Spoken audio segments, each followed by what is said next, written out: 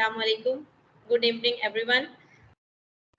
Welcome to this highly anticipated webinar on AI in engineering, and I am thrilled to see such a diverse and enthusiastic group of aspiring minds which are gathered here today. My name is Anusha Tahir. As Lareb told, I am delighted to be your facilitator for this enlightening session today. I am working as a research and development coordinator in artificial intelligence in Bush International Hospital. And moreover, I am a research in cancer predictability. Am I audible? मेरी आवाज ठीक आ रही है? कोई issue तो नहीं है? Yes, Anusha, you are audible. Okay, very good.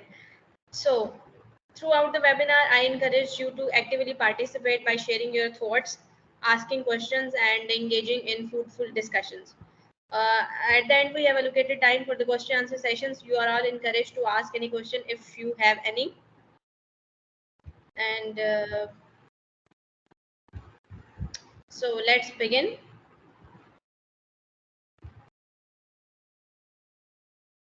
I think मुझे ही अपनी slides share करनी पड़ेंगी.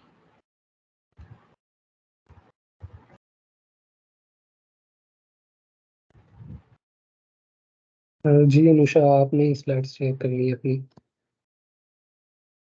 ओके, ठीक है.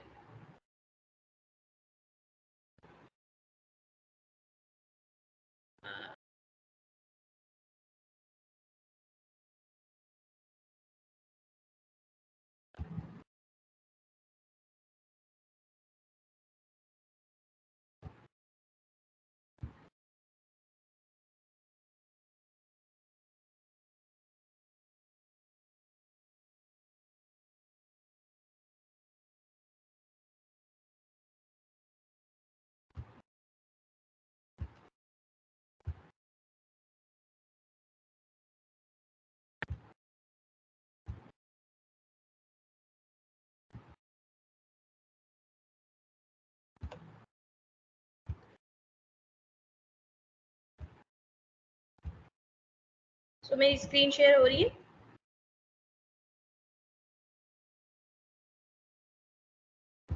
हाँ जी, शेयर हो रही है. आपको स्लाइड्स शो हो रही हैं?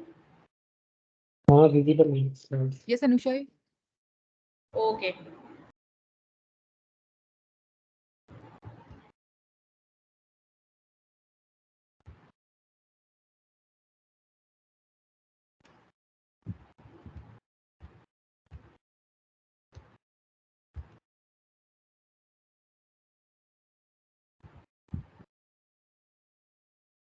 So let's begin with our webinar today, which is Unleashing the Power of Artificial Intelligence in Engineering.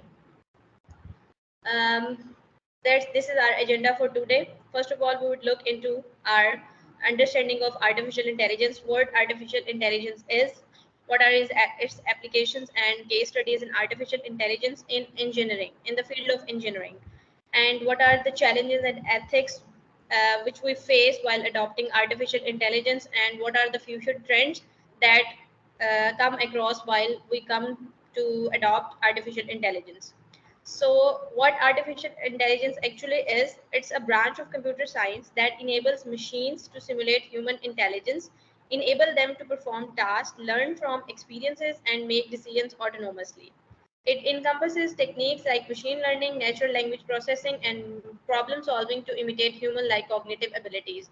It's a general definition of artificial intelligence. Basically, artificial intelligence है क्या?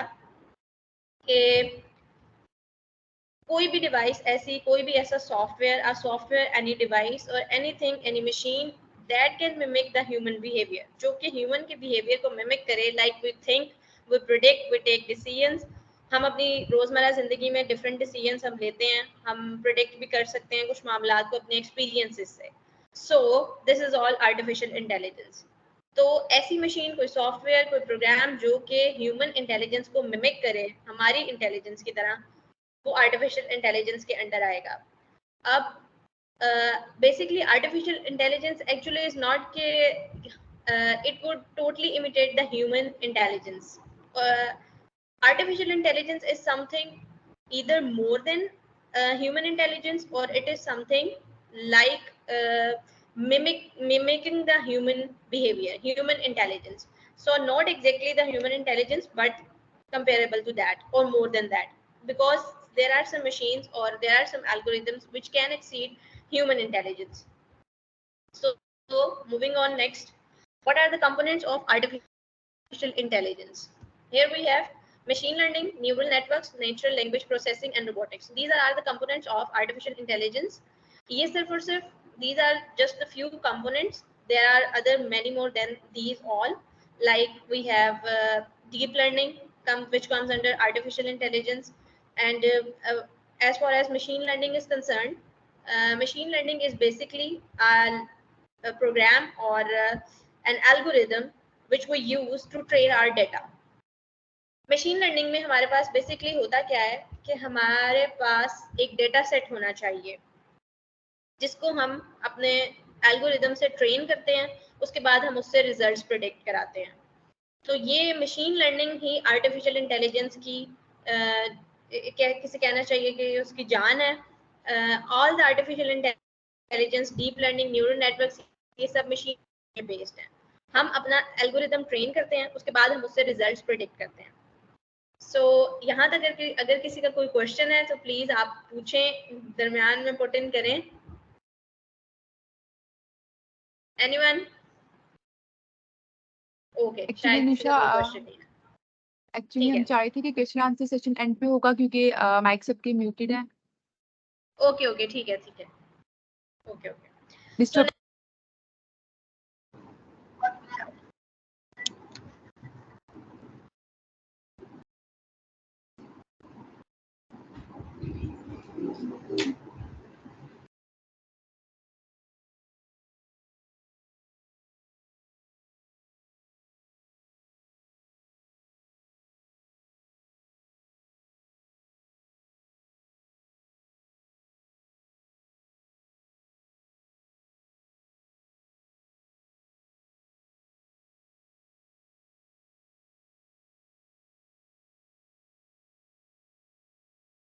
Anusha, your mic got muted. Oh, I'm sorry. So next we have neural networks. So neural networks are basically the set of neurons or neuronal algorithms which mimic the human neuronal system. जैसे हमारी body के अंदर एक nervous system है. Neuron networks are basically mimicking the behavior of our nervous system. So ऐसे algorithms या programs जो कि उस mechanism पे based हो, हमारे nervous system के mechanism पे, they come under neural networks. Next we have natural language processing. Natural language processing are the set of algorithms or programs or algorithms that we use to understand human language. ऐसे programs या algorithms जो कि हमारे पास human language को understand करेंगे या कोई और language understand करने के लिए, वो natural language processing के अंदर आएंगे. Next we have robotics. Robotics is the branch of artificial intelligence, like जिसमें हमारे पास automated cars आ जाती हैं. इसके अलावा robotic surgery in the healthcare sector as well. All these come under robotics. So next we have how an AI system works. Artificial intelligence, जैसे मैंने बात पहले भी बोली कि artificial intelligence is basically working on the principle of machine learning. AI के अंदर machine learning, deep learning, neural networks, ये सब चीजें हैं. तो ये सब चीजें बेसिकली काम किस मैकेनिज्म पे कर रही हैं? First of all we have to collect data और वी हैव ऑलरेडी डेटा. या तो हमारे पास डेटा हो या तो हम डेटा को कलेक्ट करते हैं, उसके बाद डेटा की प्री प्रोसेसिंग की जाती है. लाइक हमारे पास डेटा में अल्फा न्यूमेरिक वैल्यूज भी हो सकती हैं, हमारे पास डेटा में स्ट्रिंग्स वैल्यूज भी हो सकती हैं, फ्लोट्स भी हो सकते हैं. हमने अपने उस डेटा को न्यूमेरिकली कन्वर्ट करना होता है, यानी कि हमारे पास सारा डेटा न्यूमेरिक होना चाहिए, क्योंकि machine learning algorithms work only on numeric data. Numeric data, हम ये जो अपने डेटा को कन्वर्ट करते हैं या एक स्ट्रक्चर्ड डेटा बनाते हैं, इसको हम प्री प्रोसेसिंग कहते हैं. इसके अलावा आप रोजमर्रा ये देखते होंगे कि मल्टीपल डिसिप्लिन्स में आप इंजीनियरिंग के स्टूडेंट्स हैं, तो हम ये देखते हैं कि हमारे पास multiple types of data sets आते हैं, जैसे कि फॉर एग्जांपल इमेजेस हो सकती हैं, इमेजेस से कोई चीज प्रेडिक्ट करना, that also come under pre processing. So there are multiple steps in pre processing. I can just review here a few ones like data mining, data extraction, feature selection, data normalization. So all these steps come under pre-processing of machine learning, or while we are pre-processing our data. So next we have, basically artificial intelligence has two steps. First of all, you have to work on your data, and then you have to train the models. So we have algorithms like artificial logistic regression, decision tree regressor. All of these are machine learning algorithms. I have just taken the names of few ones. There are millions of such algorithms, and then we evaluate our algorithms on the basis of accuracy or any other score, like for regression we use a score, an RMSE score. तो ये scores जो है हम इस्तेमाल करते हैं अपने data को अपने मॉडल्स से एवेल्युएशन लेने के लिए, कि आया कि हमारे मॉडल ने कितना परफेक्टली काम किया. So next we have engineering disciplines under AI, कि हमारी आर्टिफिशियल इंटेलिजेंस में कौन कौन से डिसिप्लिन्स आते हैं. There is no area of life, or there is no part of life which is not being affected by artificial intelligence. हमारे इर्द गिर्द बहुत सारी डिवाइसेस, सॉफ्टवेयर्स, टेक्निक्स इस तरह की हैं जो कि आर्टिफिशियल इंटेलिजेंस के अंडर आ रही हैं, हम उनको यूज कर रहे हैं. और कोई भी इंजीनियरिंग डिसिप्लिन ऐसा नहीं है जहाँ पे आर्टिफिशियल इंटेलिजेंस यूज ना हो रहा हो, या जहाँ पे इसको एंटिसिपेट नहीं किया जा रहा. मैकेनिकल सिस्टम्स में civil, chemical, aerospace, electrical, computer, biomedical, environmental. मेरा ताल्लुक चूंकि बायोमेडिकल से है तो मैं इसके सवालात के जवाब ज्यादा अच्छे से दे सकती हूँ. आगे next we have the applications of artificial intelligence in engineering. Here are just a few of the applications of artificial intelligence. There are multiple applications of artificial intelligence in engineering. I have just listed the few ones, and here we have the predictive maintenance and fault detection. कोई भी mechanical या electrochemical system हो, उसको maintain करने के लिए, उसकी प्रेडिक्टिविटी लेने के लिए हम आर्टिफिशियल इंटेलिजेंस को यूज कर सकते हैं, और ये यूज हो भी रहा है. फिर हमारे पास optimization of engineering systems and processes. कोई भी इंजीनियरिंग डिजाइन बनाने के लिए, कोई भी एल्गोरिदम, जनरेटिव एल्गोरिदम्स ओरिजिनेट करने के लिए हम क्या यूज करते हैं, हम आर्टिफिशियल इंटेलिजेंस को यूज कर सकते हैं. जनरेटिव एल्गोरिदम्स यूज किए जाते हैं. इसके अलावा जनरेटिव एल्गोरिदम्स जो हैं जेनेटिक एल्गोरिदम्स कहलाते हैं, यानी कि वो बेस्ड होते हैं सर्टेन स्टेप्स पे जो कि ह्यूमन बिहेवियर को एग्जैक्टली मिमिक करते हैं. उसके बाद रोबोटिक्स एंड ऑटोमेशन. ऑटोमेशन में हमारे पास ऑटोमेटेड गाड़ियां जो कि मैकेनिकल इंजीनियरिंग के अंडर आ जाएंगी, और mechatronics, computer aided designs, CAD software सब यूज करते होंगे मोस्टली इंजीनियरिंग डिसिप्लिन के स्टूडेंट्स जो हैं. आप 3D डिजाइंस बनाते हैं, वो सब उनको ज्यादा बेहतर तरीके से हम अगर आर्टिफिशियल इंटेलिजेंस रिलेटेड कोई सॉफ्टवेयर इंट्रोड्यूस कराएं तो वो हमारे डिजाइंस जो हैं ऑटोमेटिकली, यानी कि हमें बना के दिए जा सकते हैं थ्रू अ सॉफ्टवेयर. लाइक आप सब स्टूडेंट्स हैं, chat GPT mostly students use करते हैं, और आजकल वर्क लाइफ में भी ये यूज हो रहा है. So next we have virtual reality and augmented reality. Virtual reality and augmented reality means we use artificial intelligence algorithms to predict something, कि हम उससे कोई डिसीजन ले सकते हैं, कोई प्रॉब्लम सॉल्व कर सकते हैं. And next we have intelligent control systems. हम एक इंटेलिजेंट और स्मार्ट कंट्रोल सिस्टम बना सकते हैं. इंटेलिजेंट और स्मार्ट डिवाइस बेसिकली क्या होता है कि हमारे पास इस तरह से कोई सिस्टम हो, वेदर इट इज मैकेनिकल और it is electrical, the system can control itself, कि वो सिस्टम अपने आप को कंट्रोल कर सके, अपने आप से खुद से प्रेडिक्ट कर सके by its own self. For example we have a smartphone. हम स्मार्टफोन अपनी लाइफ में डेली में यूज करते हैं. Why it is called a smartphone? क्योंकि हमारे स्मार्टफोन के अंदर मल्टीपल फीचर्स ऐसे हैं जो कि एआई बेस्ड फीचर्स हैं, just on a smaller scale. So let's stop. Okay. Next, we have the case studies in artificial intelligence. I have just listed the few of the renowned companies which have made use of artificial intelligence in their work. First of all, we have Siemens. Siemens is a German engineering company. They have used artificial intelligence for predictive maintenance in their power plants. Basically ये क्या करते हैं कि इनके sensors, they employed sensors in their power plants and they continuously gather data from those sensors, and then that data was used to predict something or take decisions or improving the productivity of the power plants. Then we have an Airbus. Airbus is a European company, aerospace company. They make aircraft, so they used artificial intelligence to enhance the productivity or quality of their aircraft designs. I have written down the percentages. ये artificial intelligence को इन्होंने इन companies में जिस हद तक use किया है ये उसकी परसेंटेज है. So next we have GE Healthcare. They used artificial intelligence in medical imaging. जहाँ पे आर्टिफिशियल इंटेलिजेंस बहुत सारी फील्ड्स में, बहुत सारे इंजीनियरिंग डिसिप्लिन्स में यूज हो रहा है, वहाँ पे हेल्थ केयर सेक्टर भी इसी के अंडर आता है, क्योंकि हेल्थ केयर बायोमेडिकल के अंडर आ रहा है.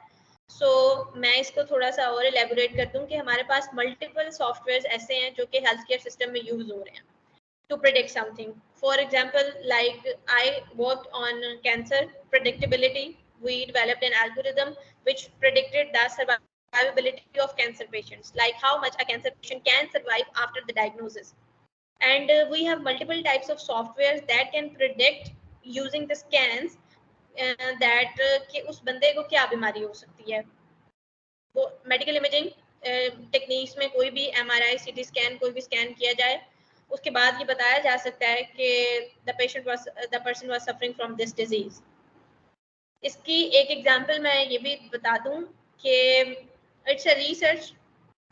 हमारे पास एक स्ट्रोक पेशेंट, अगर एक पेशेंट है who is suffering from stroke, तो नॉर्मल अगर हम विदाउट आर्टिफिशियल इंटेलिजेंस उसका डायग्नोसिस करें तो it takes almost total 181 minutes before the intervention of medical team, कि उसको इस प्रोसेस तक जाते जाते 181 मिनट्स लगते हैं. और for every 10 minute delay 8 weeks of healthy life is lost जब किसी बंदे को स्ट्रोक आ रहा होता है.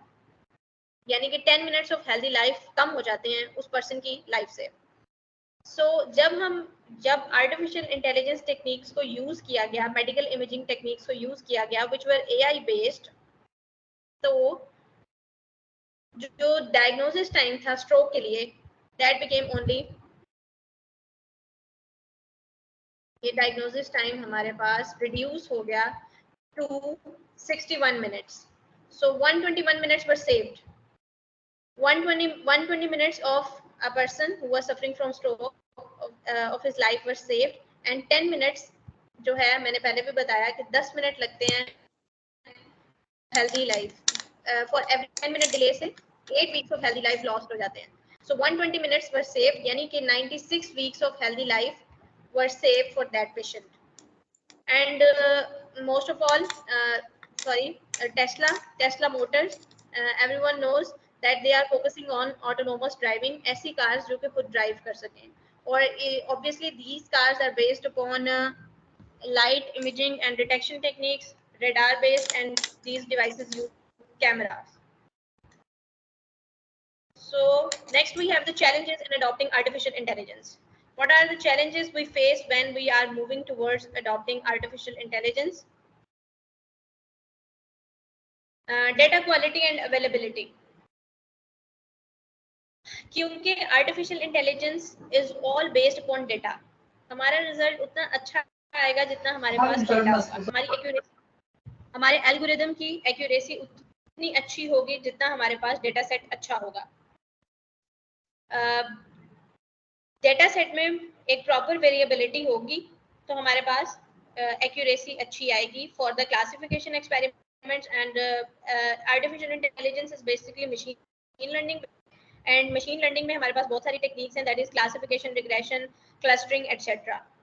तो डेटा क्वालिटी और अवेलेबिलिटी चैलेंज है एक. अब बहुत सारी कंपनीज या बहुत सारे इदारे उन्होंने आर्टिफिशियल इंटेलिजेंस की ग्रोथ को देखते हुए डेटा प्रिजर्वेशन और डेटा क्वालिटी और डेटा मेंटेनेंस पर फोकस करना शुरू कर दिया है.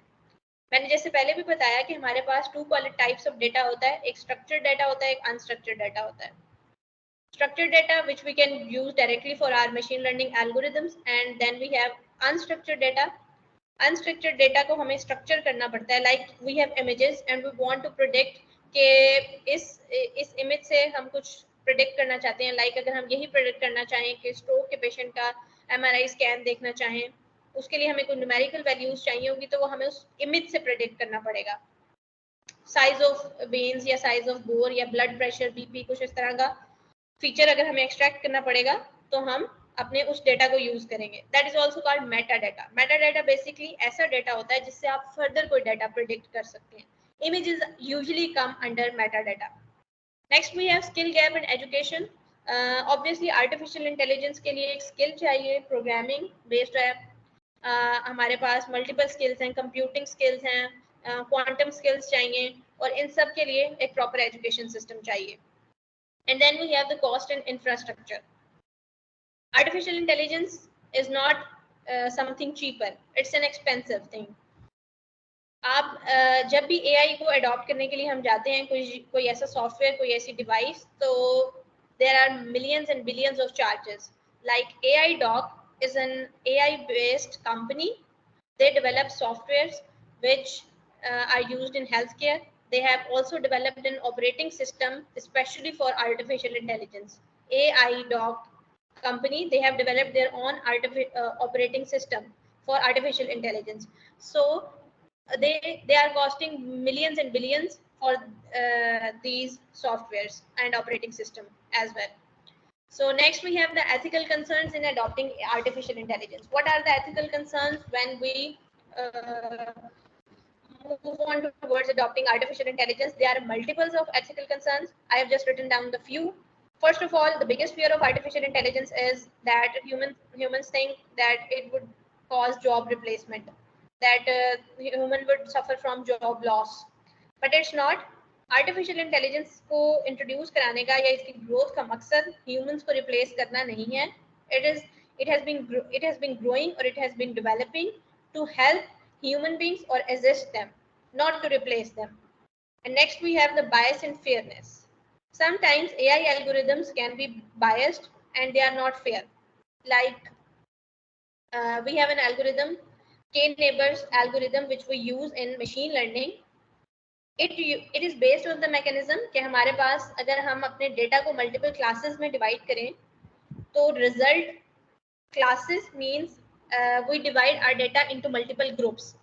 तो हमारे पास जो प्रेडिक्टेड क्लास होगी वो वाली क्लास होगी जिसमें मेजॉरिटी ऑफ डेटा लाई करेगा. That's why it is called K-neighbor classifier. It is just an example. There are multiple more than that. So next we have privacy and data security. As artificial intelligence is being introduced into every industry, data security and privacy is the main concern. In the healthcare sector, patient की privacy सबसे ज़्यादा important है. इसके अलावा अगर हम multiple other disciplines में देखें, मैकेनिकल में देख लें, इलेक्ट्रिकल में देख लें, तो डेटा सेट को प्रिजर्व करना, उसको प्राइवेट रखना, उसको सिक्योर रखना, that's the main task. Because when you are collecting, पहले तो ये था कि हम अपने डेटा को डिस्कार्ड करते जा रहे थे बिकॉज वी हैड हमारा ये कंसर्न था कि हमारा ये डेटा सेट यूज नहीं होगा. लेकिन अब चूंकि हर डिसिप्लिन, हर इंडस्ट्री का मेन कंसर्न ये है कि we have to preserve data, so it's a challenge to preserve that data, to secure that data. So what are the future trends and opportunities in artificial intelligence? Automated design and optimization. Like I talked before कि हम artificial intelligence को use करते हुए हम automated designs की तरफ जा रहे हैं, automated cars की तरफ जा रहे हैं, automated machines की तरफ जा रहे हैं, और human AI collaboration. ये predict भी किया जा रहा है, and it has been a trend that AI will exceed human intelligence, and there are such algorithms which are exceeding human intelligence. There are such softwares, there are such devices. And then quantum AI, if we would include quantum mechanics, quantum physics into artificial intelligence, then we can see much more excellent results. And XAI means explainable AI. ऐसा artificial intelligence program जो कि खुद को explain कर सके. And then self-repairing systems. There would be systems in future that would be self-repairing. ऐसे systems use किए जाएंगे, ऐसे सिस्टम्स डेवलप होंगे जो कि खुद से सीखेंगे, खुद से लर्न करेंगे। ऐसे AI एल्गोरिदम्स डेवलप किए जा रहे हैं जो कि उस डेटा से लर्न करेंगे और प्रिडिक्ट करेंगे। उसके बाद जैसे जैसे वो डेटा अपग्रेड होगा तो AI एल्गोरिदम्स भी खुद the algorithms would upgrade themselves, वो उस डेटा के अकॉर्डिंग खुद को अपग्रेड करेंगे। सो in conclusion, the integration of AI in engineering marks a transformative era of innovation and efficiency with its ability to augment human expertise, क्योंकि ये हमारी human expertise को, ह्यूमन स्किल्स को बढ़ा रहा है, हमें हमारी स्किल्स को इन्हांस कर रहा है, हमारे प्रोसेसेस को ऑप्टिमाइज कर रहा है and is giving us drive sustainable solutions. So AI empowers engineers to push the boundaries of what is possible, leading to a future where technological advancements are harnessed for the greater good of society. Moreover, AI जो है वो mature हो रहा है, continuously explore हो रहा है और continuously evolve हो रहा है. So engineers can play a vital role in this exploration, in the creativity, in the collaboration to produce a smarter and a safer future. So that's all. If you have any question, then you are very welcome to ask.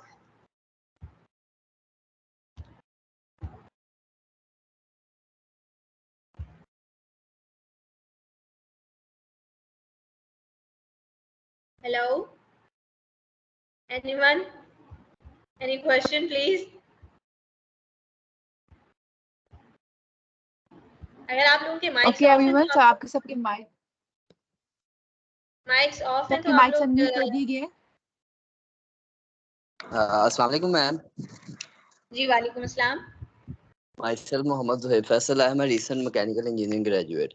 So if I want to learn about AI, so what are the things as a beginner, from where should I start? हाँ, it's a good question कि आप कहाँ से शुरू कर सकते हैं। एक तो आपकी फील्ड से रेलिवेंट, ऑब्वियसली आप मैकेनिकल इंजीनियर हैं, आप अपनी फील्ड से रेलिवेंट आपको गो थ्रू करना चाहिए और इससे सीखने के लिए सबसे पहले आपको प्रोग्रामिंग बेसिक्स मालूम होनी चाहिए। कोई भी प्रोग्रामिंग लैंग्वेज उठा लें आप, लेकिन आई वुड प्रेफर कि आप पाइथन को लर्न करें, पाइथन लैंग्वेज आप सीखें। इसके मल्टीपल कोर्सेज यूट्यूब पे अवेलेबल हैं और मल्टीपल कोर्सेज आर्टिफिशियल इंटेलिजेंस से रिलेटेड यूट्यूब पे अवेलेबल हैं, गूगल पे अवेलेबल हैं, आप वहाँ से सर्च करें। और जो बेसिक लर्निंग आप जहाँ से आर्टिफिशियल इंटेलिजेंस को स्टार्ट कर सकते हैं वो है machine learning. Firstly we have machine learning, it's a circle. Firstly we have machine learning, फिर इस मशीन लर्निंग के सर्कल को एक और सर्कल आता है डीप लर्निंग, उसके गिर्द एक और सर्कल है दैट इज न्यूरल नेटवर्क्स, उसके गिर्द एक और सर्कल है जो कि आर्टिफिशियल इंटेलिजेंस है। तो आर्टिफिशियल इंटेलिजेंस में ये सब चीज़ें आ रही हैं। For the very first step आप कहाँ से शुरू कर सकते हैं? आप मशीन लर्निंग से स्टार्ट कर सकते हैं।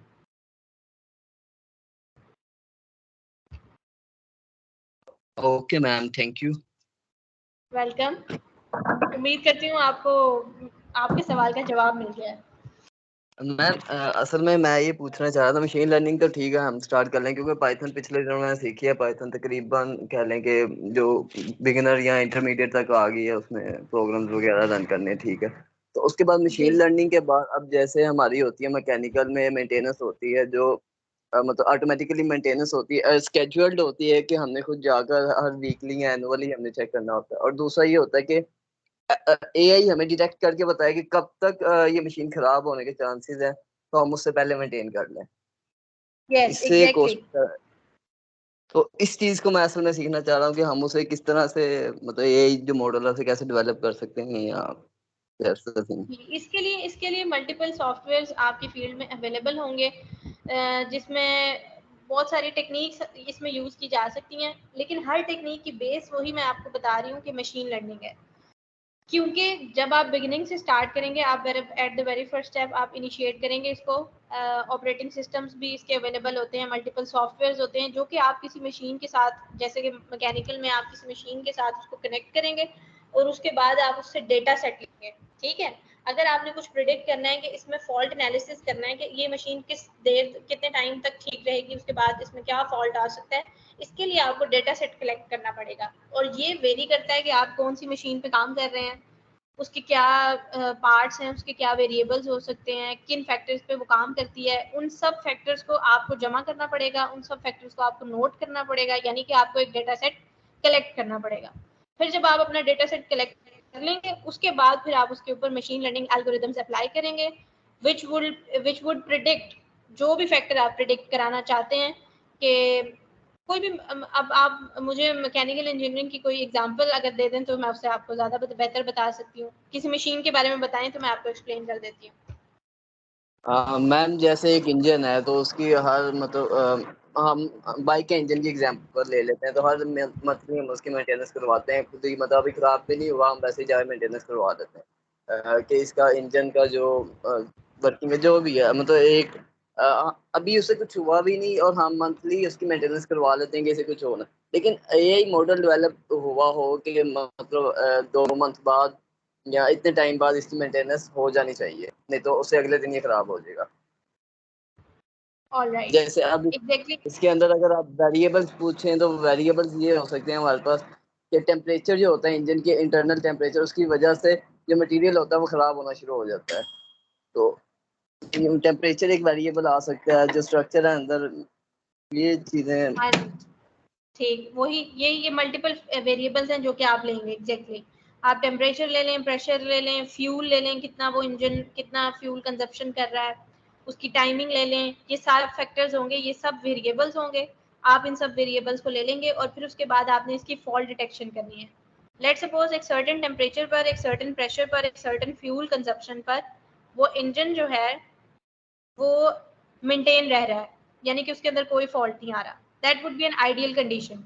फिर आपका जो मशीन लर्निंग एल्गोरिदम होगा वो अपना रिजल्ट या अपनी एक्यूरेसी, अपना आंसर उस आइडियल कंडीशन से देगा, उससे कंपेरेबल होगा। यानी कि जब वो सर्टेन टेम्परेचर आउट होगा, वो सर्टेन प्रेशर मीट नहीं होगा, वो सर्टेन फ्यूल कंजप्शन नहीं हो रही होगी, तो वो आपको मशीन लर्निंग एल्गोरिदम ये बताएगा कि ये वो प्रेशर है, ये वो टेम्परेचर है जिसके ऊपर this engine would not work properly, और ये आपको इसमें फॉल्ट डिटेक्शन के लिए हेल्प करेगा। ठीक है जी। चले मैम, ठीक है, बाकी अब बाकियों पे भी क्वेश्चन तो होंगे तो हाँ जी, ठीक हाँ है जी, फिर। Sure, thank you. Okay, anyone किसी का कोई और क्वेश्चन है?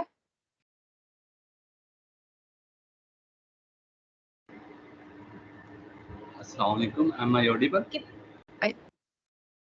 जी जी, Yes, you आपकी are आवाज audible. आ रही है। My name is Arslan and I am also biomedical engineer. Ma'am मेरे ना 2 क्वेश्चन थे, both are related to somewhat disadvantages of AI. तो first question is yes yes. कि दुनिया के महान इंसान जो हैं एलन मस्क के सीईओ, सॉरी टेस्ला के सीईओ एलन मस्क, उन्होंने कहा था कि एआई दुनिया को बर्बाद कर देगी। और उसकी एग्जांपल हमारे पास पहले है कि जैसे एटॉमिक बम दरियाफ्त नहीं हुआ था, डिस्कवर नहीं हुआ था, उससे पहले नागासाकी और हिरोशिमा पे भी अटैक्स नहीं हुए थे और जिनमें 2,25,000 आदमी मारे गए। तो अब इसी तरह ऑटोनोमस वेपन्स का ट्रेंड आ रहा है। तो क्या ख्याल है कि ये जो ऑटोनोमस वेपन्स हैं, एक दिन जब हम मॉडल्स को जनरलाइज कर रहे हैं तो ये दुनिया को ख़त्म कर देंगे? पहला क्वेश्चन ये था। और दूसरा क्वेश्चन ये है कि अब हेल्थ केयर में अगर आए, हेल्थ केयर में जब हम आते हैं तो हमारे पास बहुत ज़्यादा डाटा होता है जिसमें हमें मॉडल ट्रेन करना होता है। और जब हेल्थ केयर में हमने प्रिडिक्शंस करनी होती है तो हम डीप लर्निंग की तरफ जाते हैं। तो डीप लर्निंग में बहुत से मॉडल्स होते हैं, जैसे ऑलमोस्ट ऑल मॉडल्स को ब्लैक बॉक्सेस कंसीडर किया जाता है क्योंकि उनको इंटरप्रेट नहीं कर सकते। उनके जो अंदर न्यूरल नेटवर्क्स बन रहे होते हैं ना, इंटरकनेक्टेड होते हैं। हम इनपुट और आउटपुट तो देख सकते हैं बट इन बिटवीन वाला है, जैसे डीप न्यूरल नेटवर्क की तरफ चले जाएं, कॉन्वोल्यूशन न्यूरल नेटवर्क की तरफ चले जाएं। तो क्या हम ये कह सकते हैं कि हम हेल्थ केयर में जो है एआई को नहीं लेके आ सकते? और इसकी एग्जांपल है भी सही कि किसी भी कंपनी ने इवन डायबिटिक रेटिनोपैथी के लिए भी जो कोई भी हॉस्पिटल इसको एआई को यूज नहीं कर रहा। तो ये 2 क्वेश्चन थे और इनके थोड़े एथिकल एस्पेक्ट्स बताइएगा। जी हाँ जी। तो आपका पहला सवाल कि ऑटोनोमस वेपन्स जो हैं वो नुकसान पहुंचा सकते हैं क्या अगर उनको डेवलप किया जाए। हर चीज़ के फ़ायदे और नुकसान दोनों होते हैं। जैसे कि एटम बम डेवलप किया गया, ये बात बिल्कुल ठीक है कि एलन मस्क ने ये कहा है कि आर्टिफिशियल इंटेलिजेंस जो है वो दुनिया को ख़राब कर देगा, इसमें कोई शक नहीं है। कि इसके नेगेटिव इम्पैक्ट्स भी हैं, लेकिन obviously it is also impacting the world in a positive manner also. तो ये पॉजिटिव इम्पैक्ट भी दे रहा है, नेगेटिव इम्पैक्ट भी दे रहा है। हमें, जैसे कि मैंने पहले स्टार्ट में कहा था कि हमें जॉब रिप्लेसमेंट नहीं चाहिए, हमें जॉब असिस्टेंस चाहिए। हम उन एआई एल्गोरिदम्स को, उन एआई सॉफ्टवेयर्स को, उन एआई प्रोग्राम्स को सपोर्ट करेंगे जो कि ह्यूमन असिस्टेंस देंगे, ह्यूमन हेल्प करेंगे, ना कि ह्यूमंस को रिप्लेस कर देंगे। अब जो कोई ऑटोनोमस वेपन्स को अगर पॉजिटिव मैनर में यूज किया जाए सो इट्स गुड, लेकिन जो कोई उसको नेगेटिव मैनर में इस्तेमाल करना चाहता है तो फिर जाहिर सी बात है वो नेगेटिव है, उसका ऑब्वियसली उसके इम्पैक्ट्स होंगे। जैसे एटॉमिक बॉम्ब है, अब अगर जाहिर सी बात है अगर एटॉमिक बॉम्ब को नेगेटिवली यूज किया जाएगा, ऑब्वियसली ये तो एक है नेगेटिव ही, इसका पॉजिटिव इफेक्ट तो कोई है नहीं, लेकिन है नेगेटिव ही, तो इसको नेगेटिव मैनर में यूज किया जाएगा तो इसके नेगेटिव इम्पैक्ट्स हैं। सो मेरे ख्याल से ये डिपेंड करता है कि हम आर्टिफिशियल इंटेलिजेंस को किस पर्पस के लिए यूज कर रहे हैं और हमें उसको किस हद तक यूज करना है। यही एथिकल कंसर्न है कि हमें आर्टिफिशियल इंटेलिजेंस पर भी एक लिमिट रखनी है। जिस तरह आप कह रहे हैं कि कुछ इस तरह के एल्गोरिदम्स हैं जिनके अंदर क्या हो रहा है हमें नहीं मालूम, कि एल्गोरिदम की प्रोग्रामिंग किस बेस पे हो रही है या वो किस तरह से खुद को प्रोग्रामराइज खुद कर रहा है, एल्गोरिदम खुद को खुद प्रोग्राम कर रहा है। तो इस तरह के एल्गोरिदम्स जो कि हमें बेनिफिट देते हैं, जिस सेक्टर में हमें उनको वहाँ पे यूज करना चाहिए, और जहाँ पे नहीं दे रहे, यही एथिकल कंसर्न है। और हेल्थ केयर सेक्टर में बहुत सारे ऐसे हैं सॉफ्टवेयर्स, ऐसे हैं AI algorithms deep learning based जो कि यूज हो रहे हैं। डायबिटिक ऑप्टिकल रेटिनोपैथी के लिए बहुत सारे हॉस्पिटल्स हैं जो कि एक सॉफ्टवेयर है, डार्ट एक कंपनी है, उसका एक सॉफ्टवेयर है, वेल स्काई आई गेस उसका नाम है सॉफ्टवेयर का। वो सॉफ्टवेयर यूके में, यूएसए में यूज हो रहा है और उससे डायबिटिक रेटिनोपैथी में काफी हद तक उसके केसेस कम भी हुए हैं। सो हम ये नहीं कह सकते कि वो यूज नहीं हो रहे। हमारे पाकिस्तान में इस तरह की यूटिलाइजेशन आर्टिफिशियल इंटेलिजेंस बेस्ड बहुत कम है, लेकिन ये चीजें यूज हो रही हैं।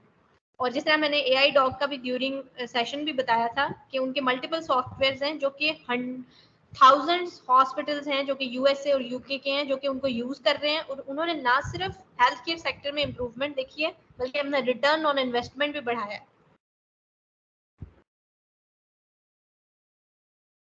So I hope you have got the answers. Anyone else?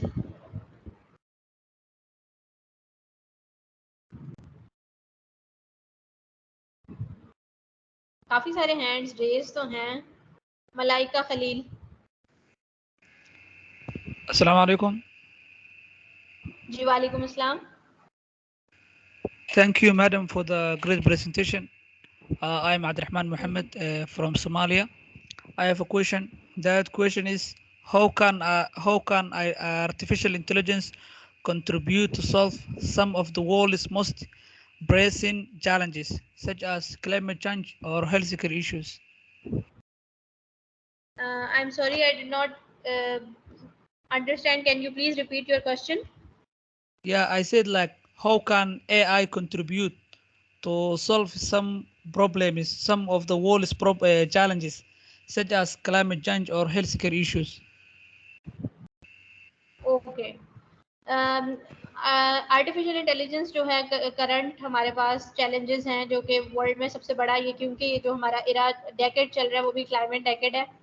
तो क्लाइमेट मॉडलिंग और प्रोडिक्शन के लिए हम आर्टिफिशियल इंटेलिजेंस को यूज कर सकते हैं। There are multiple softwares algorithms which will be used to predict climate, के वेदर किस तरह का हो सकता है, क्लाइमेट पैटर्न्स देखे जा सकते हैं, एक्सट्रीम वेदर इवेंट्स को डिटेक्ट किया जा सकता है। इसके अलावा हमारे पास हम ग्रिड सिस्टम्स अपने मेंटेन कर सकते हैं जो कि हमारे पास हेल्प कर सकते हैं एनर्जी मैनेजमेंट में।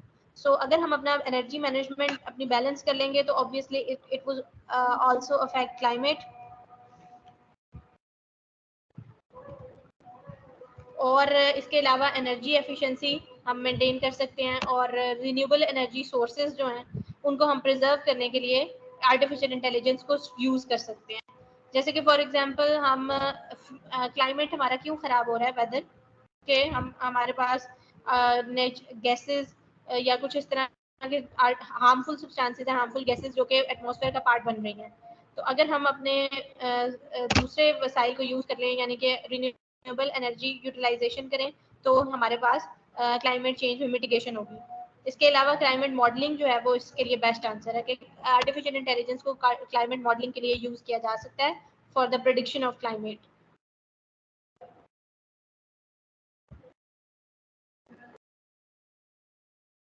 Have you got your answer?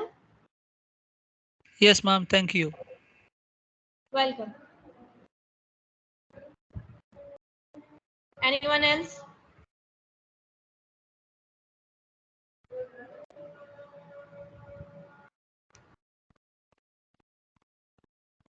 We have a question in chat. Mudassir Khan is asking on what basis we get data sets. Just wait, अजान हो जाए, यहाँ पे अजान हो रही है, तो मैं उसके बाद आपके सवाल का जवाब देती हूँ।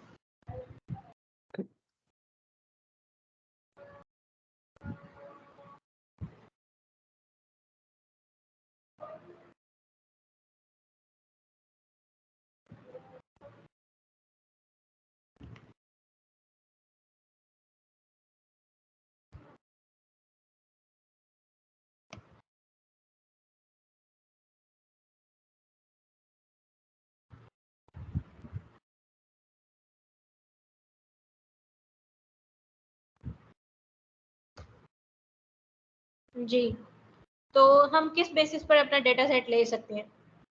डेटा सेट के लिए हमें सर्टेन फैक्टर्स चाहिए कि हम अपने डेटा के अंदर किन किन चीज़ों को इंक्लूड कर सकते हैं। अभी जैसे एक स्टूडेंट थे यहाँ पे, मैकेनिकल इंजीनियरिंग के ग्रेजुएट थे, उन्होंने ये किसी इंजन की एग्जांपल दी थी।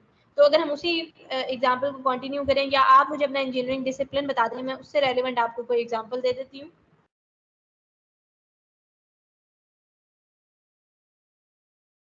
हेलो,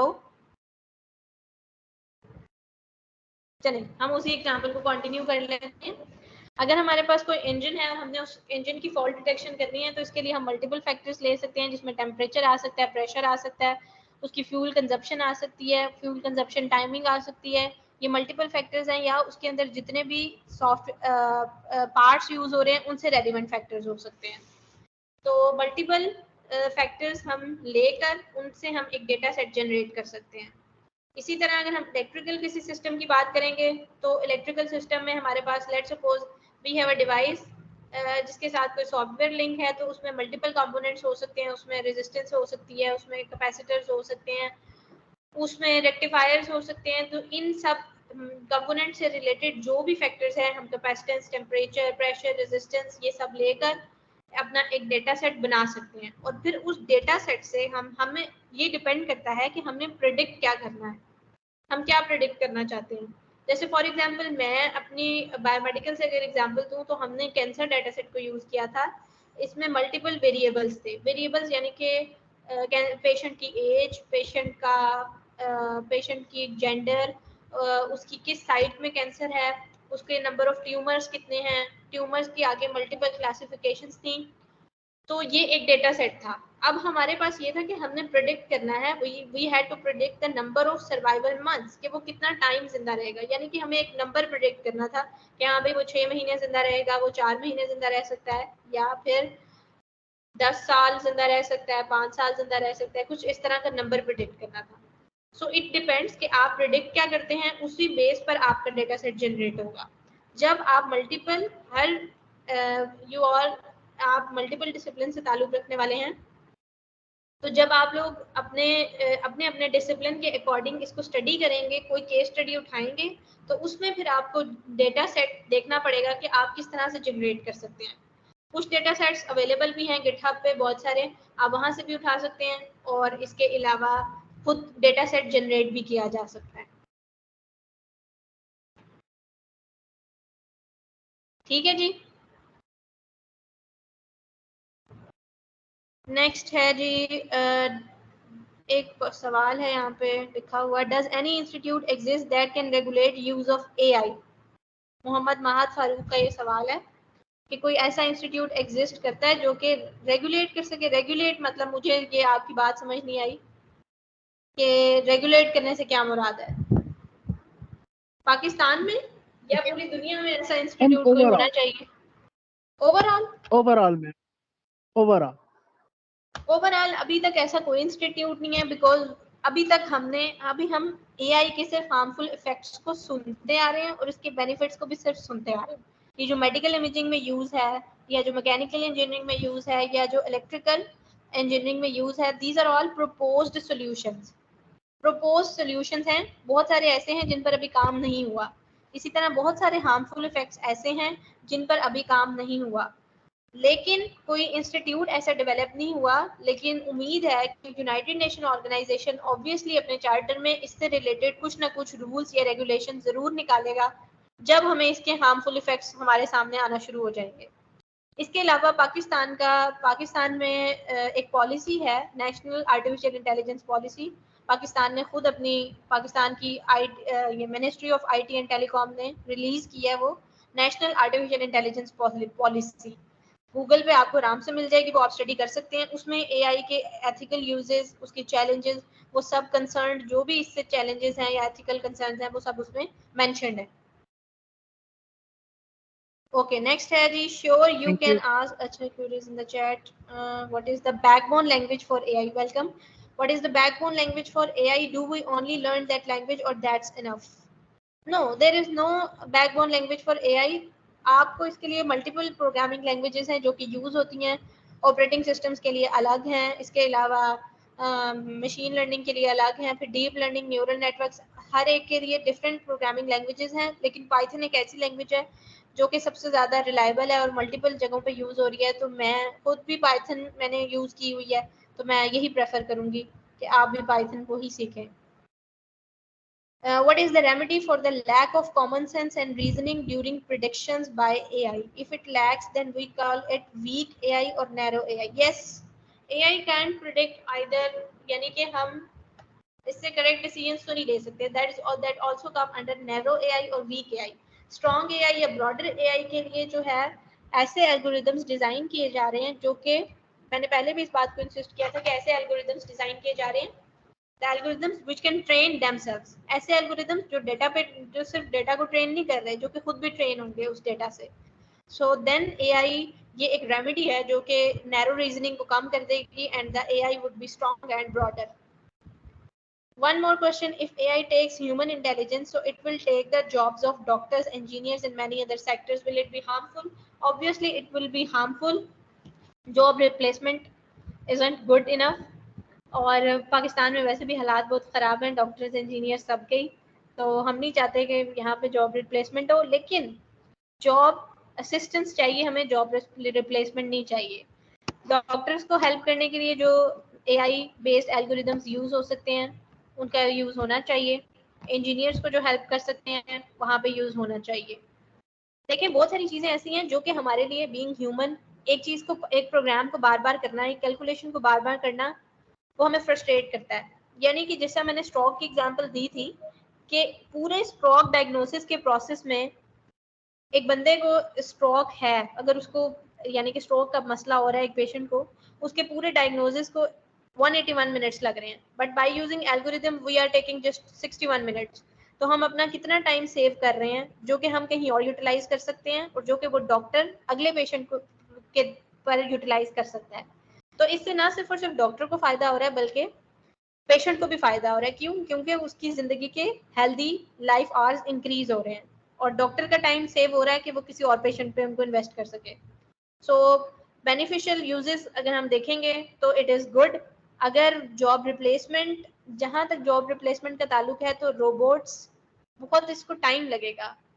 आफ्टर वन सेंचुरी हम कह सकते हैं कि शायद 100 साल बाद इस तरह से हो जाए कि जॉब रिप्लेसमेंट भी होगी, तो वो ऑब्वियसली हार्मफुल है। Elon Musk said that AI is dangerous more than nukes. What is your point of view in this regard? AI is more Elon Musk ने कह दिया तो अब मेरा क्या पॉइंट बनता है फिर? Elon Musk, एक मैंने, जब मुझे आर्टिफिशियल इंटेलिजेंस का इतना आइडिया नहीं था, तो I just saw an interview of Elon Musk with Jack Ma. So Elon Musk was in both of them were debating कि artificial intelligence को grow करना चाहिए और Elon Musk was towards the side of artificial intelligence and जो हमारे पास Jack Ma था उसने कहा कि इस तरह की कोई चीज़ एग्जिस्ट नहीं कर सकती। सो अब point of view according to the time change हो जाते हैं। मैं beneficial uses of artificial intelligence को ज़रूर सपोर्ट करती हूँ। हेल्थ केयर सेक्टर में इसके बहुत सारे पर्पसफुल यूजेस हैं, तो वो होने चाहिए। और एलोन मस्क फिर अब ट्विटर खरीद लिया है उन्होंने, आगे आगे वो ऑटोनोमस कार्स भी ले आएंगे, तो वो ये कह सकते हैं कि एआई इज मोर डेंजरस। जब मैं कोई हेल्थ केयर सेक्टर में इस तरह का एल्गोरिथम बना लूंगी जो कि ये प्रिडिक्ट कर सके कि इस पेशेंट के लंग्स में क्या इशू है, then I will say AI is more dangerous than nukes. Okay, next है जी, एनी बुक और any other platform to learn the machine learning in Python language. इसके लिए ना मेरे ख्याल से you should go towards books. If you are a bookish person then you should go towards book. Programming fundamentals एक है book Tony गैडेस की, वो आप यूज कर सकते हैं पाइथन लैंग्वेज को लर्न करने के लिए। लेकिन मशीन लर्निंग बेहतर है, मैं यही कहूँगी कि यूज यूट्यूब। क्यों? क्योंकि आपके साथ सारे ग्राफिक्स आ रहे होते हैं, आपको उससे ज़्यादा अच्छी अंडरस्टैंडिंग हो जाती है। एक एकेडमी है, उसका कोर्स है यूट्यूब पे मशीन लर्निंग का, मैं आपको बता देती हूँ। वो काफ़ी हेल्पफुल है। जब मैंने इसमें वर्किंग स्टार्ट की थी तो मैंने वहीं से सीखा था पहले, और फिर इंट्रो टू मशीन लर्निंग का कोर्स लिया था। तो मैं उसको बता देती हूँ आपको, एक second, just I can search about it.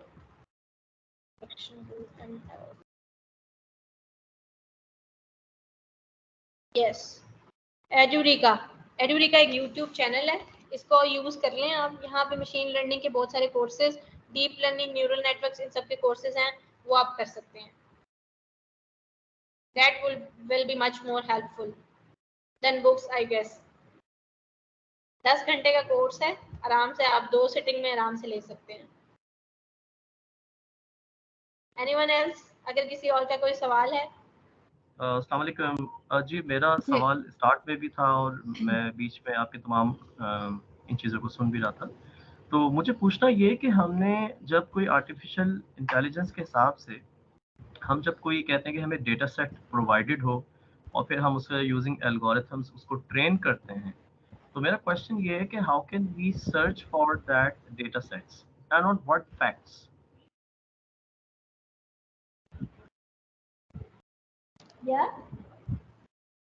जी, क्या मेरा आप सवाल उस दोबारा डेटा सेट, नहीं, आपकी लास्ट में समझ नहीं आई कि आप कह रहे हैं कि हम वो डेटा सेट कैसे सर्च कर सकते हैं इसके जी, बाद। मेरा क्वेश्चन ये है कि जो डेटा सेट हमें मिलता है या जो डेटा सेट हम किस फैक्ट बेस्ड के ऊपर हम उसे कलेक्ट करते हैं या कंपाइल करते हैं, कि हमें उसके बाद में यूजिंग एल्गोरिथम्स ट्रेन करना पड़ता है to come to the artificial level of understanding. तो मेरे दिमाग में ये सवाल सिर्फ समझ में नहीं आता कि हम डेटा सेट्स को जो जी जी प्लीज। जी डेटा सेट में ना बेसिकली ये बात आपकी ठीक है कि बहुत सारे ऐसे फैक्टर्स हैं या ऐसे वेरिएबल्स होते हैं जिनकी हमें डेटा सेट के अंदर, या फाइनल जब हम डेटा ट्यूनिंग करते हैं, डेटा माइनिंग करते हैं, तो हमें ज़रूरत नहीं होती कुछ फैक्टर्स की। ठीक है, लेट्स सपोज कि आपने एक डेटा सेट लिया है किसी भी, फिर मैं वही एग्जांपल दे देती हूँ इंजन वाली, उस इंजन से रिलेटेड ही, कि अगर आपने उसका दिया है, अब उसका जो इंजन का जो मॉडल है, उसके मॉडल नंबर से आई डोंट थिंक सो कि वो आपके मॉडल के उसकी मेंटेनेंस को इफेक्ट करेगा या उसकी फॉल्ट डिटेक्शन में हेल्प करेगा। ऑल्दो के मॉडल्स विद टाइम अपग्रेड होते रहते हैं, लेकिन उसका मॉडल नंबर जो है उससे कोई इफेक्ट नहीं होगा। यानी कि मॉडल आईडी की बात कर रही हूँ मैं, जैसे लेट्स सपोज उसकी मॉडल आईडी है PK597, तो ये PK597 हमारे पास फाइनल रिजल्ट में इसके यानी कि जो हमारा रिजल्ट प्रेडिक्ट होगा वो इस पर डिपेंडेंट नहीं है। तो इस तरह के फैक्टर्स हमें नहीं चाहिए होते, हम सिंपली इनको डिलीट कर देते हैं। अब मैं आपको दूसरी एग्जांपल देती हूँ जिस पे मैंने काम किया था कैंसर डेटा सेट पे। उस पर हमारे पास मल्टीपल फैक्टर्स थे, मल्टीपल वेरिएबल्स थे। अब ये जो डेटा सेट था जो हमने कैंसर के लिए यूज किया था, ये एक डेटा सेट था जो कि अमेरिकन इंस्टीट्यूट ने खुद कलेक्ट किया था बाय स्टैटिस्टिक्स। डेटा आप कैसे कलेक्ट करते हो? हमेशा आप गूगल, आप यहाँ पे लेट्स सपोज इस वेबिनार से रिलेटेड डेटा सेट अगर आप कलेक्ट करना चाहें तो आप एक गूगल फॉर्म जनरेट करेंगे, आप उसके अंदर मल्टीपल क्वेश्चंस पूछेंगे, फिर आप उन मल्टीपल क्वेश्चंस के जो आंसर्स होंगे आप उनको एक्सेल शीट में कॉपी कर लेंगे, तो आपके पास एक डेटा सेट आ जाएगा। अब आप पे डिपेंड करता है कि आप उस डेटा सेट से प्रिडिक्ट क्या करना चाहते हैं। अब वो जो मैंने एग्जांपल दी कैंसर वाली, कि कैंसर का जो डेटा सेट था हमने उठाया था सीयर डेटा सेट, वो अमेरिका की एक इंस्टीट्यूट थी वहां का डेटा सेट था। तो इस तरह मल्टीपल डेटा सेट्स अवेलेबल होते हैं, लेकिन जब हम बिगर प्रॉब्लम्स की तरफ जाते हैं तो हमें डेटा सेट्स कंस्ट्रक्ट करने पड़ते हैं। क्योंकि मैंने ड्यूरिंग सेशन में ये बताया था कि with the growth of artificial intelligence people are tending to move towards data sets, वो डेटा प्रिजर्वेशन की तरफ जा रहे हैं। क्यों? क्योंकि अब हमें डेटा सेट्स चाहिए, because artificial intelligence is data based. अगर डेटा नहीं होगा तो हम कुछ प्रिडिक्ट नहीं कर सकते। सो हमें डेटा चाहिए, उसकी डेटा की प्रिजर्वेशन के लिए हमें सर्टेन वेरिएबल्स होते हैं जिनको हम नोट करेंगे कि किसी भी प्रिडिक्शन से रिलेटेड ये वेरिएबल्स हैं जो कि उसको अफेक्ट कर सकते हैं। फिर वही कैंसर और इंजन वाली एग्जांपल वो आप याद रखें कि इस तरह मल्टीपल वेरिएबल्स हैं जो कि हमें उस प्रिडिक्शन से रिलेटेड लेने हैं और उन वेरिएबल्स को हम नोट करेंगे। और ये सिर्फ और सिर्फ ये नहीं है कि आप 100 वैल्यूज ले लें, इसमें आपको मिलियंस में वैल्यूज चाहिए अपना मॉडल ट्रेन करने के लिए और अच्छे रिजल्ट्स प्रिडिक्ट करने के लिए। तो मेरे ख्याल से शायद यही पूछना जी आपने बहुत अच्छा मुझे एक्सप्लेनेशन से जवाब दिया, थैंक यू वेरी मच। लेकिन मेरा अगला सवाल इससे रिलेटेड ये है कि हमारे डेटा सेट की बुनियाद पर हमारी final trend tuned up data जो है वो वेरी कर सकता है रिजल्ट्स के मामले में। तो अगर फर्ज कीजिए कि मैं कोई भी डेटा सेट लेता हूँ, मैं कोई ABC कंपनी का लेता हूँ, मैं कोई XYZ कंपनी का लेता हूँ, और एज अ न्यू लर्नर मैं उसके ऊपर कोई प्रेडिक्शंस निकालता हूँ, तो वो प्रेडिक्शंस जो भी मेरी निकलेंगी तो वो किस लेवल पे उसके ऑथेंटिसिटी को चैलेंज कौन करेगा, उसको एक्सेप्ट कौन करेगा एंड ऑन व्हाट बेसिस? जी मैम प्लीज। उसकी ऑथेंटिसिटी को, या आपके पास देखें, आपके पास एक्यूरेसी या RMSE स्कोर होगा। अगर आप क्लासिफिकेशन कर रहे हैं तो आपके पास एक्यूरेसी स्कोर आएगा, और अगर आप रिग्रेशन कर रहे हैं तो आपके पास RMSE स्कोर आएगा। ये स्कोर्स जो हैं ये हमें बताते हैं कि हमारा जो डेटा है वो किस हद तक ऑथेंटिक है और हमारा मॉडल उसको कितना प्रेडिक्ट कर रहा है। डेटा सेट में अगर बहुत ज्यादा वेरिएबिलिटी होगी तो हमारी एक्यूरेसी या हमारा RMSE स्कोर कम आता है, और अगर हमारे पास डेटा सेट में कॉन्टिन्यूटी होगी, यानी सारा डेटा कॉन्टिन्यूस है, उसमें कोई वेरिएबिलिटी नहीं है, तो भी हमारी एक्यूरेसी स्कोर और हमारा RMSE स्कोर जो है वो कम आएगा। Basically this is statistics based, ये प्रोबेबिलिटी और स्टैटिस्टिक्स वाली बात है। बहुत बहुत शुक्रिया आपका, so nice ma'am, thank you so much. Welcome जी। I have a question. Yes, yes. मेरा क्वेश्चन ये है, how much we can rely on AI in case of medical sciences? हमारे एक इंसानी जिंदगी का सवाल है, तो हम किस हद तक रिलाई कर सकते हैं इस पे?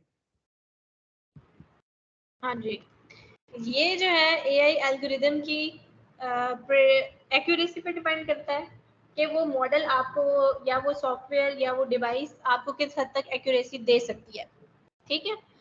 और जहाँ तक मेडिकल साइंस में इसके ऊपर रिलाई करने की बात है, तो देखें वेरिएबिलिटी ना हर जगह पे है, यानी कि हम 100% केसेस को नहीं कर सकते, हम 100% डेटा को कवर नहीं कर सकते, हमेशा कोई ना कोई उसमें डेविएशन जरूर आ सकती है। सो इसीलिए हमेशा ये कहा जाता है कि ये डेटा सेट या ये मॉडल इतने % एक्यूरेट है। 90% एक्यूरेट का मतलब ये है कि इससे जो रिजल्ट आएगा वो 90% एक्यूरेट होगा, और 10% उसमें डाउट है। अब वो जो डाउट है ना, हमें उससे डील करना है। सो 100% मेडिकल साइंस के लिए इस पर रिलाई नहीं करना चाहिए, लेकिन इसको वही है कि वहाँ पे यूज करना चाहिए जहाँ पे हमें असिस्टेंस मिल रही है। कंप्लीटली आर्टिफिशियल इंटेलिजेंस या मशीन लर्निंग बेस्ड फैक्टर्स पर डिपेंडेंट रहना ये बिल्कुल ठीक नहीं है। तो जो ये हम बात करते हैं कि जो हमारा आर्टिफिशियल इंटेलिजेंस है वो आपकी जॉब्स ले लेगा या इस तरह की, तो इन दैट केस एक ह्यूमन डॉक्टर या एक ह्यूमन मेडिकल पर्सन का होना मस्ट है। कैसे AI उसको कवर अप कर सकता है? ऐसा तो पॉसिबल नहीं है ना। हाँ जी, ऐसा पॉसिबल, ऐसा मैंने वही बताया था कि ऐसा पॉसिबल हो सकता है, बिकॉज ये 100 ईयर्स आफ्टर 100 ईयर्स ये पॉसिबल हो सकता है, ठीक है, लेकिन फिलहाल एट द राइट टाइम यहाँ पे इस तरह मुमकिन नहीं है। क्यों? क्योंकि एआई से मल्टीपल जॉब्स भी क्रिएट हो रही हैं। देखो जब एआई बेस्ड कोई सॉफ्टवेयर आता है तो बहुत सारे लोग हैं जो उसको सीखते हैं, फिर उन लोगों को उस सॉफ्टवेयर स्किल की बुनियाद पर, उस सॉफ्टवेयर स्किल की बेस पर कहीं पे जॉब अपॉर्चुनिटी मिल जाएगी, सो ही और शी कैन सर्व देयर। तो इस तरह से एट द सेम टाइम अगर ये मिसकंसेप्शन है कि ये जॉब रिप्लेसमेंट अगर होगी तो ये जॉब क्रिएशन भी हो रही है। यहाँ पर jobs at the same time create भी होंगी, लोग न्यू सॉफ्टवेयर लर्न कर सकते हैं और उन न्यू सॉफ्टवेयर और उन न्यू डिवाइसेस की बेसिस पर वो अपने लिए जॉब्स क्रिएट भी कर सकते हैं, लाइक आई डिड। मैं बताती हूँ आप लोगों को मैंने क्या किया। I got my job on the basis of artificial intelligence और machine learning. I did my research in मैं 3rd ईयर स्टूडेंट थी जब मेरी मशीन लर्निंग पे रिसर्च की स्टार्ट हुई थी। तो एट दैट टाइम बहुत सारे हमारी क्लास के स्टूडेंट्स थे जो कि जिन्होंने इस सब्जेक्ट को ऑप्ट नहीं किया था। हमारी पूरे बैच में से हमारा पूरा सेशन जो था उसमें से सिर्फ और सिर्फ हमारी क्लास के 7 स्टूडेंट्स ने मशीन लर्निंग का कोर्स लिया था और मैं उन 7 लोगों में शामिल थी। उन 7 में से हम 7 ने ही रिसर्च स्टार्ट की थी कैंसर पे, और हमारा सब्जेक्ट जो था वो सिर्फ और सिर्फ रिसर्च बेस्ड था। उसमें कोई कोर्स ये जो जैसे मिड्स होते हैं, फाइनल्स होते हैं, क्विजेस होते हैं, हमारा कुछ भी नहीं था। हमने सिर्फ और सिर्फ अपनी रिसर्च करनी थी, ये हमारे प्रोफेसर ने कहा था। हमने अपनी रिसर्च की, हमारी पब्लिश नहीं हो सकी, 1 साल गुजर गया। I was just about to end my final year. तो उस वक्त कॉन्फ्रेंस आई, उसके अंदर मैंने अपनी वो रिसर्च पब्लिकेशन भेजी and luckily it got accepted. It was an international conference, तो ये वहाँ पे एक्सेप्ट हो गई। It was hosted by university of Malaysia and in Pakistan university of Gujarat. तो वहाँ पे वो एक्सेप्ट हो गया। उसके बाद मैं मतलब मेरी एक रिसर्च पब्लिकेशन हो गई। फिर हमने अपने इस फाइनल ईयर प्रोजेक्ट में भी मशीन लर्निंग को यूटिलाइज किया और इसके अलावा जो भी हमारे प्रोजेक्ट्स आते थे उसमें हमने यूटिलाइज किया। फिर अब जब जॉब लेने की बारी आई तो I applied at multiple firms. मैंने बहुत सारी जगहों पे अप्लाई किया on the basis of my degree. मैंने अपनी डिग्री की बेस पे बहुत जगहों पे अप्लाई किया। बायोमेडिकल इंजीनियरिंग जो कि मेरी डिग्री है, बहुत सारी फर्म से कॉल आती थी, लेकिन क्योंकि पाकिस्तान में बायोमेडिकल इक्विपमेंट की मैन्युफैक्चरिंग नहीं है, सो मेरा था कि मैं टुवर्ड्स जाऊं biomedical engineering, biomedical equipment manufacturing, जो कि ऐसा था नहीं पॉसिबल। सो यहाँ पे मोस्टली जॉब्स थी सेल्स की, और सेल्स में वो प्रेफर करते थे यूजुअली मेल्स को, फीमेल्स को प्रेफर ही नहीं कर रहे थे।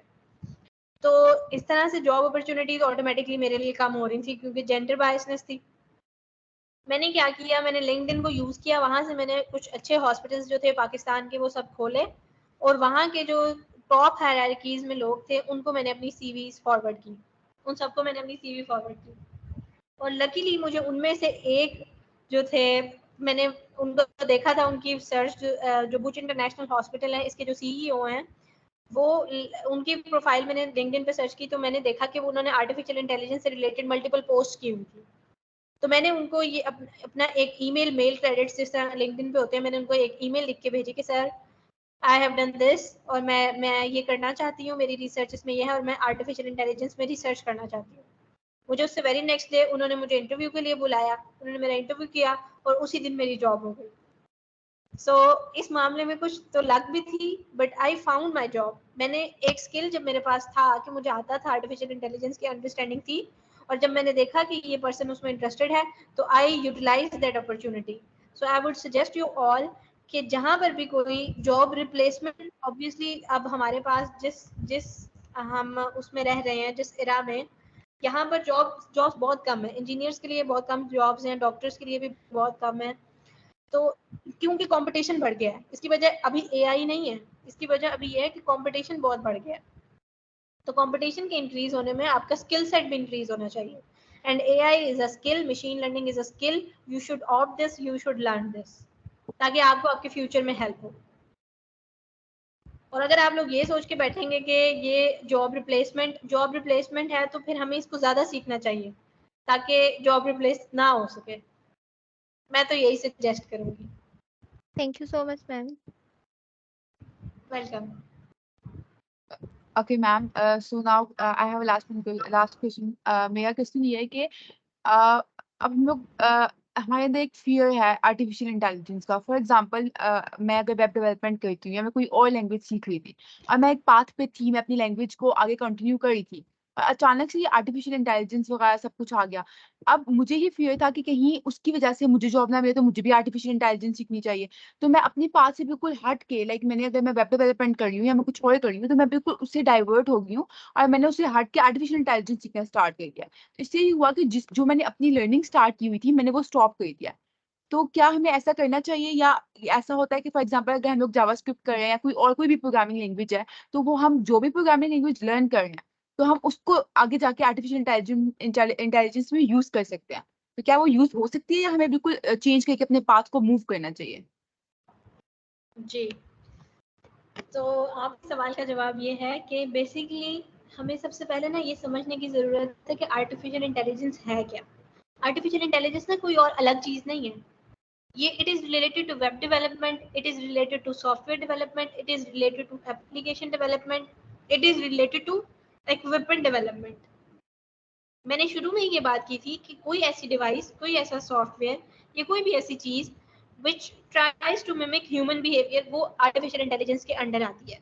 अब आपको अपना, आप चूंकि वेब डेवलपमेंट कर रहे थे तो आपको उसको स्किप नहीं करना चाहिए, ठीक है? क्यों? क्योंकि वो इससे अलग नहीं है।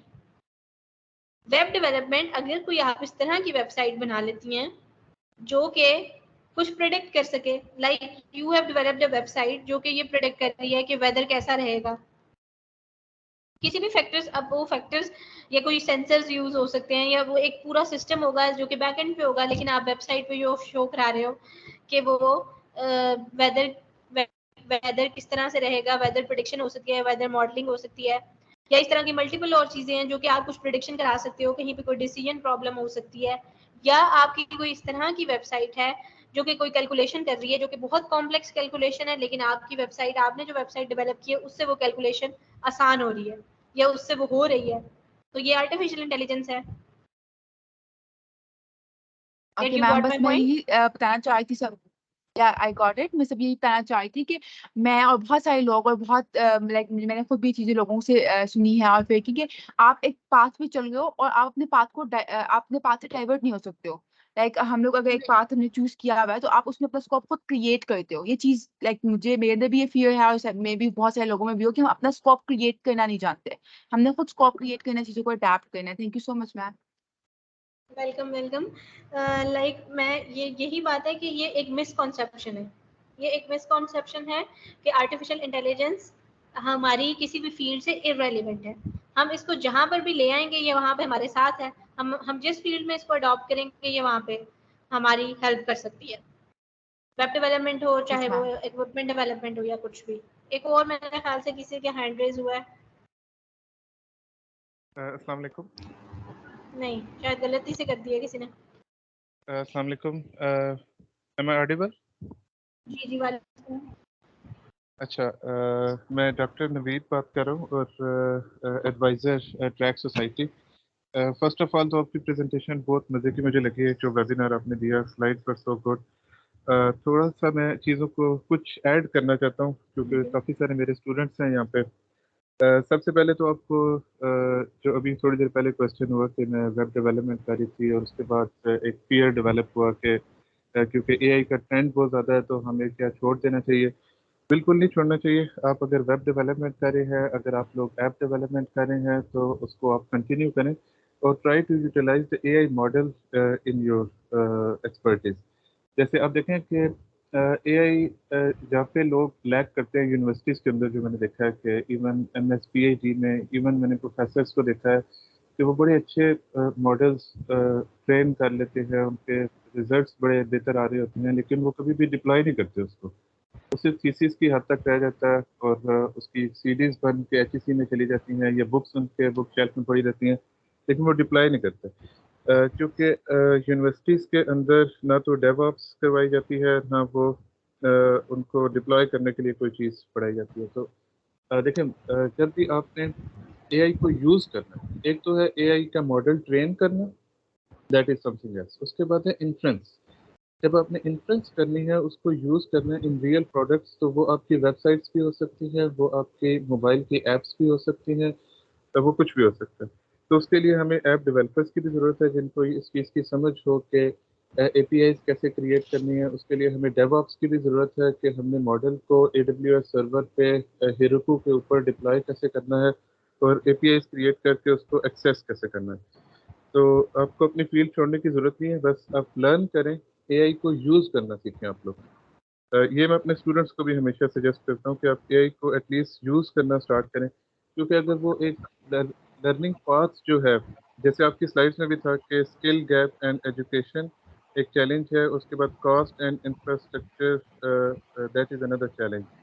तो स्किल गैप एंड एजुकेशन में मैं अपने स्टूडेंट्स को हमेशा रिकमेंड करता हूँ कि आप ट्राई विद सिंपल टूल्स, जैसे एज इम्पल्स स्टूडियो है। उसके ऊपर आप जाके डेटा सेट रिकॉर्ड करें और जस्ट ड्रैग एंड ड्रॉप के थ्रू जो है आप अपने मॉडल को ट्रेन कर सकते हैं, उसको एवेलुएट कर सकते हैं, डेटा सेट को विजुलाइज कर सकते हैं। तो चीज़ों से आप प्ले करना स्टार्ट करें। इसी तरह से एक और टूल है ऑरेंज ML, ये कल ही मैंने देखा। ऑरेंज ML में आप कैगल से कोई डेटा सेट लोड करते हैं, उसके बाद आगे आप उसको क्लीनिंग का एक और मैकेनिज्म है, ड्रैग एंड ड्रॉप करेंगे, वो क्लीनिंग हो जाएगी उसकी। फिर आप कोई SVM का मॉडल आपने प्लेस किया, उसको कनेक्ट किया उसके साथ, तो उसकी प्रेडिक्शन स्टार्ट हो जाएगी। ठीक है, इसी तरह से एवेलुएशन हो जाती है। तो और फिर आपको सारी समझ आ जाएगी कि किस तरह से डेटा सेट को आपने गेट किया, उसको ट्रेन किया और फिर उसको इन्फ्लुएंस किया। तो पूरा ओवरऑल आपको AI क्लियर हो जाएगा। तो एक तो ये कि आपको इसे डरने की ज़रूरत नहीं है। जॉब्स AI हमारी जॉब्स ले जाएगी, ऐसा कुछ भी नहीं होगा। AI जॉब्स नहीं लेगी हमारी। जब कैलकुलेटर इन्वेंट हुए थे, मिस अनुषा ने बहुत अच्छा रिप्लाई किया, सारे आंसर्स बहुत अच्छे दिए। थोड़ा सा मैं और ऐड करना चाहता हूँ कि जब कैलकुलेटर इन्वेंट हुए थे तो उस टाइम भी इवन यूनिवर्सिटी प्रोफेसर्स ने भी स्ट्राइक की कि इसको बंद करना चाहिए, कंप्यूटर्स को यूज़ नहीं करना चाहिए, कैलकुलेटर को यूज़ नहीं करना चाहिए, ह्यूमन इंटेलिजेंस बिल्कुल ख़त्म हो जाएगी मैथमेटिक्स में। लेकिन कैलकुलेटर देखें आज नीड है हमारी, कंप्यूटर्स आज हमारी नीड है। तो AI हमें हेल्प कर रही है, इसे डरने की ज़रूरत नहीं है। फिर AI के जो हार्मफुल इफेक्ट्स हैं कि जिस तरह एलन मस्क ने कह दिया कि ये दुनिया तबाह हो जाएगी, क्या हो जाएगा, ऐसा भी कुछ नहीं होने वाला। अगर अगर ऐसा कुछ होता भी है तो हमें एटलीस्ट अभी AI को सीखने की ज़रूरत है। जितना ज़्यादा हम सीखेंगे उतना ही ज़्यादा हम उस दुनिया में हम तरक्की करते जाएंगे। जैसे AI is the new electricity, आपने सुना होगा। तो अगर न्यू इलेक्ट्रिसिटी के बगैर आज हम नहीं रह सकते, तो AI को सीखना बहुत ज़रूरी है। इसी तरह से data is the new oil. तो जिसके पास ऑयल है वो देखें, वो जो कंट्रीज़ हैं वो बहुत ज़्यादा सक्सेसफुल हैं। इसलिए डेटा सेट कलेक्शन भी बहुत ज़रूरी है और AI को सीखना बहुत ज़रूरी है, क्योंकि ये न्यू इलेक्ट्रिसिटी है। तो कुछ भी डिस्ट्रॉय नहीं हो रहा, कुछ ऐसा नहीं हो रहा। इसलिए आप AI को सीखें, अपनी फील्ड्स के अंदर भी रह के सीखें, इसको यूज़ करना सीखें। अच्छा, एक और क्वेश्चन को थोड़ा सा मैं और एक्सप्लेन करना चाहता हूँ कि कौन इसको ऑथेंटिकेट करेगा कि हमारे जो आंसर्स आ रहे हैं वो बिल्कुल ठीक हैं। उसके लिए एक तो मिस अनुषा ने बहुत अच्छा रिप्लाई किया कि प्रिसीजन, एक्यूरेसी, रिकॉल और F1 स्कोर, ये कुछ ऐसे स्टैटिस्टिकल पैरामीटर्स हैं जिससे हम अपने एल्गोरिथम की एक्यूरेसी को चेक कर सकते हैं। इसके अलावा ह्यूमन एवेल्युएशंस भी होती हैं। और हेल्थ केयर में भी एक क्वेश्चन हुआ था कि क्या होगा अगर AI लोगों की जान को खतरा हो जाएगा अगर हम सिर्फ AI को यूज़ करेंगे। तो उसके लिए मैंने एक प्रोजेक्ट किया था कुछ अर्सा पहले, एक अमेरिकन यूनिवर्सिटी के साथ, वो रेडियोलॉजी रिपोर्ट समराइजेशन है। अब उसमें होता ही है कि जब भी रेडियोलॉजी का कोई प्रोसेस होता है, जैसे अल्ट्रासाउंड है, MRI, CT स्कैन, तो उसमें एक कंसल्टेंट रेडियोलॉजिस्ट फाइंडिंग्स के बाद इम्प्रेशन खुद से लिखता है। तो अब प्रॉब्लम ये है US में इवन के उनके पास रेडियोलॉजिस्ट बहुत कम हैं, उनके ऊपर प्रेशर बहुत ज़्यादा होता है और ह्यूमन मिस्टेक का एरर बहुत ज़्यादा हो जाता है उस टाइम। तो अगर ह्यूमंस थोड़ा सा स्ट्रेस में है, कोई एंजाइटी है उनको रेडियोलॉजिस्ट में, तो वो मे भी एक गलत रिपोर्ट लिख सकते हैं। और जो फिजिशियन है वो सिर्फ उनके इंप्रेशंस को पढ़ के डिसीजन मेकिंग करते हैं। तो उसके लिए AI बहुत हेल्पफुल हो सकती है कि अगर हम AI के एल्गोरिथम के थ्रू, जो कि हमने उनको क्रिएट करके दिया, कि AI के एल्गोरिथम से हम फाइंडिंग्स को देख के इंप्रेशंस लिखें और फिर उसको रेडियोलॉजिस्ट का सिर्फ इतना सा काम रह गया कि वो उसको एक बार वेरीफाई करे, नीचे अपने सिग्नेचर कर दें। तो इस तरह से जो इसकी एक्यूरेसी है, किसी की जान को खतरा नहीं होगा। इतनी जल्दी हम फुली अडॉप्ट नहीं करेंगे। जैसे आपने जो हमारी स्पीकर हैं मिस अनुषा, उन्होंने बताया कि अभी 100 साल लगेंगे कि ह्यूमंस को वो रिप्लेस कर दे। बिल्कुल ऐसा ही है, काफ़ी टाइम लगेगा इसमें। तो thank you so much Anusha, आपका आपने अपना टाइम दिया हमारी सोसाइटी को, और बहुत अच्छा वेबिनार रहा। इससे मुझे मेरी अपनी भी बहुत सारी लर्निंग हुई है, और मैं चाहता हूँ कि इसके ऊपर सीरीज ऑफ वेबिनार्स होने चाहिए। जैसे अभी तो आपने इन जनरल तो सारी फील्ड्स को कवर कर दिया, नेचुरल लैंग्वेज प्रोसेसिंग को भी कवर किया आपने, कंप्यूटर विजन को भी आपने कवर किया, बड़ी अच्छी एग्जांपल्स भी दी। लेकिन अब मैं जो प्रेसिडेंट है और सोसाइटी के जितने भी और लोग हैं उनके साथ में बैठ के एक प्लान करता हूँ। हम इंशाल्लाह दोबारा आपको इनवाइट करेंगे। हम एक पूरा करिकुलम डिज़ाइन करते हैं जिसमें हम नेचुरल लैंग्वेज प्रोसेसिंग को भी कवर करें। उसके बाद जैसे मैंने आपको बताया कि एज इम्पल्स स्टूडियो और ऑरेंज एमएल, इसके ऊपर मैं अपने ही किसी स्टूडेंट को असाइन करता हूँ कि वो अगला वेबिनार इनके ऊपर दे, ताकि लोग जल्दी से इसको सीखना शुरू करें। कुछ वेबिनार्स मैं खुद भी, कुछ वेबिनार्स ऐसे हैं क्योंकि मेरी फील्ड एम्बेडेड सिस्टम्स है। तो अब उसमें एक ट्रेंड जो आ रहा है वो एम्बेडेड एमएल है। एम्बेडेड एमएल में एमएससी में पढ़ाता हूँ, लेकिन एमएससी में क्लास बहुत छोटी होती है, इधर अटेंडेंस बहुत ज़्यादा है, तो बड़ा मज़ा आया सुन के भी। तो इसमें अब मैं वो जो लेक्चर वहाँ पे देता हूँ उससे बेहतर है कि ये इधर बच्चों को सिखाया जाए, क्योंकि काफ़ी सारे लोग जो बहुत मोटिवेटेड हैं। तो इंशाल्लाह हम एक पूरा करिकुलम डिज़ाइन करते हैं इसके ऊपर, और आगे सर लोगों माशाल्लाह को आपकी बहुत अच्छी कंट्रीब्यूशंस हैं, आपकी सारी बातें सुन के बहुत अच्छा लगा, और उम्मीद करता हूँ कि आप आइंदा कोई जी ज़रूर, इंशाल्लाह हम इस पे पूरा करिकुलम डिज़ाइन करते हैं अपनी टीम के साथ बैठ के, और इस तरह के और वेबिनार्स हम अरेंज करेंगे। और इस तरह के जो टैलेंटेड स्पीकर्स हैं उनकी हमें हमेशा ज़रूरत रहेगी। तो हम इंशाल्लाह आपको यूनिवर्सिटी में भी इनवाइट करेंगे, कोई लाइव सेशन भी हो मिस अनुषा का हमारे पास। तो ठीक, चलिए जी, thank you so much from my side. Thank you so आप much. Continue. Thank you so much, sir. Thank you so much, all of you. बहुत अच्छी ऑडियंस थी. Okay, all of you. Okay. First of all, me and Track Society is very thankful to you, Anisha Tahir, for you giving us your valuable time and sharing a lot of important technology. Yeah. And okay. And then I am extend my heartful gratitude to all the participants for joining us today in this webinar to explore the world of the artificial intelligence. We are looking forward to welcoming you to more insightful events hosted by the Track Society. And lastly, I'm very thankful, a big thankful for the President Ubad and the advisors for arranging such a good webinars and for showing much more effort. So we are excited for much more useful events and useful progress in the future. So thank you all. Thank you, Track Society, and thank you, Anusha Tahir, and all the participants. I hope आपने इस webinar से बहुत कुछ सीखा होगा. हमने भी खुद बहुत कुछ सीखा हुआ है. So you can all leave now. Allah Hafiz, everyone. Allah Hafiz.